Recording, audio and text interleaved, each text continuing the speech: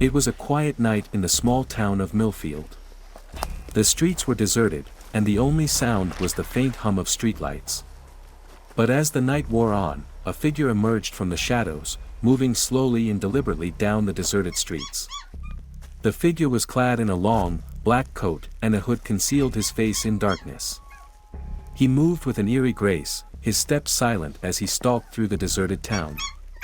No one knew who he was, or what he wanted, but everyone knew to stay away from him. The maniac had a reputation for violence, and no one wanted to be his next victim. The maniac had been terrorizing the town for months, but no one had been able to catch him.